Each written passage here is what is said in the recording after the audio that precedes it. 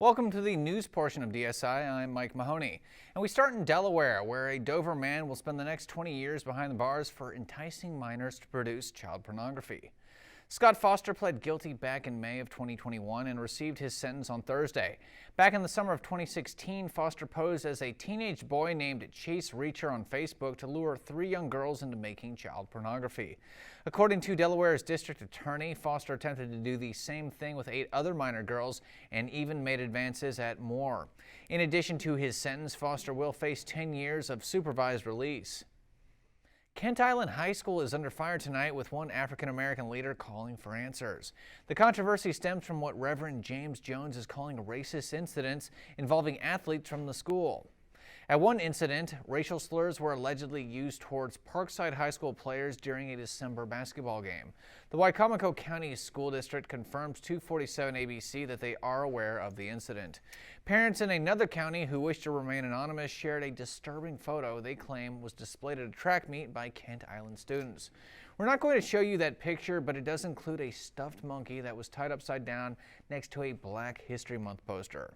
Reverend Jones, a member of the Caucus of African American Leaders, says that others have reached out to him concerning similar incidents. And he says neither coaches nor parents are stepping in to resolve the situation. This is not the first, the second, the third, nor the fourth time that these kind of incidents has happened. Taking responsibility means finding the root of this, making adjustments to the criteria of the school, having a no tolerance level for that, just like bullying, have a no tolerance level for those things, that people will understand and have clarity that this can no longer continue. 47 ABC did reach out to both Kent Island and Queen Anne's County school officials, but as of now, we have not heard back.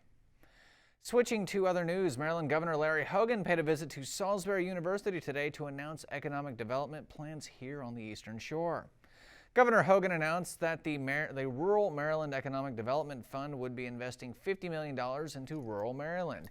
He says $10 million will go to the Tri-County Councils for the 5 districts and will provide more job opportunities right here on the Eastern Shore.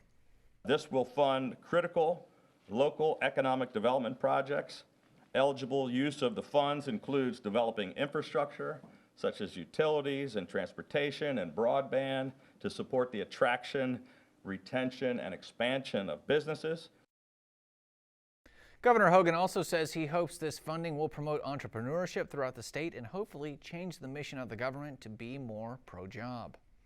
Staying with Governor Larry Hogan, he was also in Salisbury to celebrate a local business. The governor was at the Chesapeake Shipbuilding Company handing out his governor's citation as a congratulations to one of the region's largest employers. Governor Hogan was excited about the shipyard's contributions to the state's economy and its future.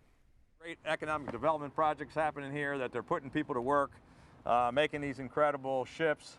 And this is my second trip. I know the Commerce Secretary's been here, but they're making a whole lot of progress. Going to do a whole lot more boats and probably put some more folks to work, and we're happy to be a part of trying to help them. Governor Hogan says he'd like to come back in July when one of the ships being built is ready to splash into the water. All right, here is meteorologist Ulysses Garcia. Ulysses. Thanks, Mike. And right now, we're just enjoying clear skies on our Morse Roofing and Siding sky cam in Rehoboth Beach. We start off with thunderstorms this morning, but overall, the sunshine prevailed by the late afternoon. Weather watchers calling in right around the freezing mark. 32 for Chuck and Lewis, 33 for Ted and Millsboro, John and Fenwick, and also Josh and Marion Station. Temperatures across the area hovering right around that 32-degree mark. 32 in Easton, 31 in Ocean City, 30 in Dover, 34 in Wallops.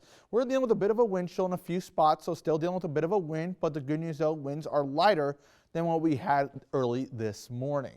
26 is what it feels like in Dover, 26 in Cambridge, 26 in Ocean City, 27 is the wind chill in Melfa. Winds right now mostly out of a north or northwesterly direction between 5 to 10 miles an hour. Just a light wind here at 3 in Salisbury, 10 in Wallops, and 9 miles an hour in Cambridge. Over the last 24 hours, temperatures have really tumbled in a big way.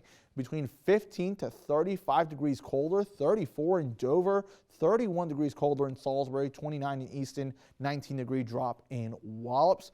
And heading into tomorrow, though, we're going to deal with another round of windy conditions. Wind advisory in effect starting at noon until midnight, all associated with a reinforcing cold front. So let's talk about this as we go into the overnight hours. We'll have calm winds, and then winds will gradually begin to pick up throughout the entire day, especially as we make our way into the afternoon. That's really when the winds will howl, as we'll deal with that wind change direction out of the northwest with that reinforcing cold front. We could see those winds up to 30 miles an hour with those gusts up to 50 miles an hour once it's all said and done. But those winds will begin to relax, especially after midnight. And then heading into the early wee hours on Sunday, winds will be out of the northwest between 5 to 10. And the good news is on Sunday, we'll finally have a lighter wind in the daytime hours. Last time we had overall light winds, we have to go back to Tuesday. We'll have a wind out of the south around 10 miles an hour, but it will be a noticeably chillier day. Satellite radar just quiet across the region.